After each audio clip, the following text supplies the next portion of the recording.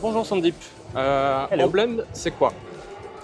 Emblem is our concept car that talks about decarbonization, C-segment vehicles at 4.80 m and the future of design. Est-ce que c'est pas trop dur de réinterpréter Twingo? Of course, it's not an easy job to remake an iconic car like Twingo, but I think we did a good job. Vous avez travaillé avec Oraito sur la Renault 17 Resto Mode. Comment ça a été cette expérience? Good pleasure. We had a lot of fun making this project, and maybe we should repeat this exercise again. Le mondial, c'est quoi pour toi et en tant que passionné, designer, membre de Renault? It's magic. I love the Paris Auto Show. It's something that has been inspiring for me throughout my career. When I was a student, I used to come here to see how cars are designed, and now presenting cars here is such a good fun place to be. Merci beaucoup. Thank you very much. Bonjour Denis Levotte. Bonjour. Bigster, c'est quoi? Bigster, en fait, c'est la première grande voiture de Dacia. On est surexcité. En fait, on fait ce qu'on a dit qu'on allait faire il y a 4 ans. Quand on a lancé le plan Révolution, on offre une vraie grande voiture de 4,60 m. Les débuts de Duster, comment ça se passe? Alors, les débuts de Duster se passent extrêmement bien. La voiture est maintenant en commande depuis plus de 6 mois. On a entre 40 et 50% de commandes supplémentaires par rapport à l'année dernière. Et surtout, 80% des commandes sont prises dans le niveau de gamme le plus élevé. Le mondial de l'automobile, c'est quoi pour Dacia? Alors le mondial de l'automobile, cette année pour Dacia, c'est énorme. Parce qu'en fait, Dacia, c'est plein de choses en même temps. C'est la nouvelle Spring 2024 qui arrive, c'est Sandero, la voiture la plus vendue en Europe cette année. C'est bien sûr le nouveau Duster qu'on remontre au public avec plaisir. C'est Bigster, la grande nouveauté chez Dacia. Et je dirais même c'est Sunrider avec avant évidemment le Dakar 2025, la première victoire au Rallye du Maroc la semaine passée. Et pour vous, le mondial, c'est quoi? Pour nous, le mondial 2024, c'est un immense moment. C'est l'occasion de montrer au public qu'on délivre ce qu'on avait promis il y a 4 ans. Toutes ces nouvelles voitures sont maintenant là. La marque a un vrai élan commercial en ce moment et on est ravis de pouvoir montrer au grand public toutes nos nouveautés. Ah ok. Bonjour Marc. Bonjour Guillaume. L'Alpine A390 Beta, ça sert à quoi?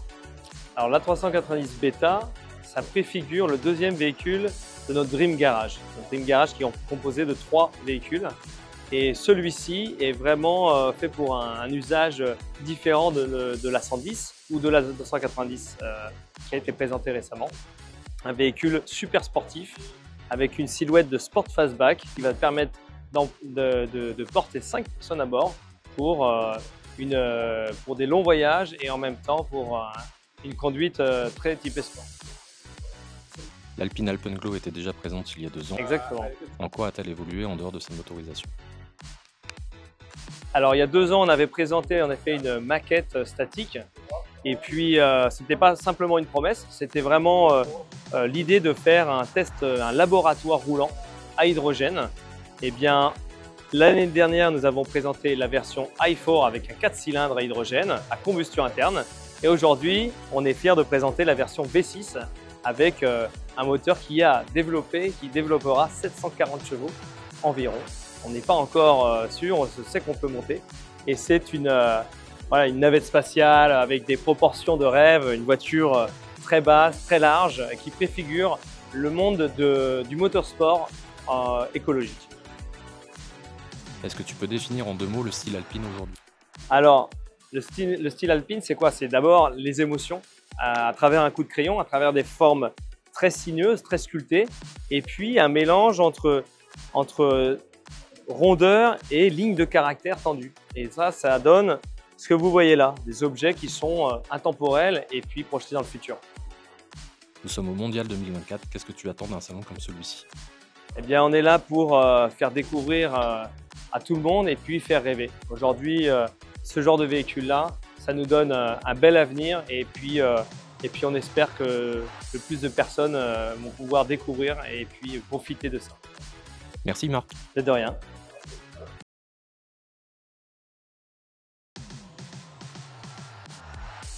Du coup, bonjour David, c'est quoi Bigster? Alors Bigster, c'est la première Dacia dans le C-segment.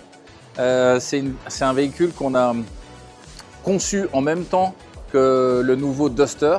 Ça n'est pas un Duster rallongé. Les deux véhicules ont été étudiés en même temps pour répondre au mieux sur les deux segments. Est-ce que tu peux résumer le style Dacia en quelques mots?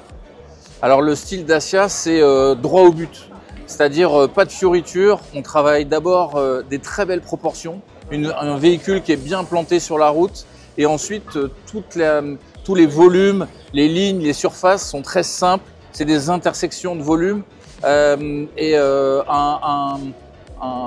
un design qui est robuste, qui est solide, qui inspire la confiance. Le stand Dacia a changé depuis le dernier mondial. En quoi il montre l'évolution de la marque? En fait, il suit la modernisation qu'on voit chez Dacia avec le changement de logo, avec les changements de couleurs. Là, on a voulu un stand assez pur, assez simple, qui mette en valeur les véhicules, mais en même temps qui est intéressant puisqu'il y a tout un jeu qu'on ne voit pas là maintenant sur l'ensemble du stand qui crée un effet vraiment surprenant, comme la marque en ce moment. Qu'est-ce que tu attends d'un salon comme le mondial de l'automobile? Le mondial de l'automobile, pour moi déjà, c'est un souvenir d'enfance. C'est là où les passions automobiles se créent. Je suis ravi que le salon reprenne du poil de la bête après quelques années un peu bizarres et incertaines après le Covid. Là, tout le monde est au rendez-vous, il y a des tas de nouveautés et c'est hyper excitant et motivant pour nous d'être présents sur un beau salon qui a repris des couleurs. Merci beaucoup.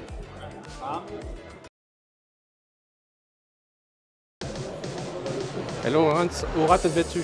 Het gaat heel goed, dankjewel. Alors on va passer en français du coup. Ok. Est-ce que vous pouvez définir le style des 4 marques aujourd'hui? On commence d'abord avec Dacia, c'est la marque essentielle de la gamme. En fait, on a Dacia, puis Renault, puis Alpine.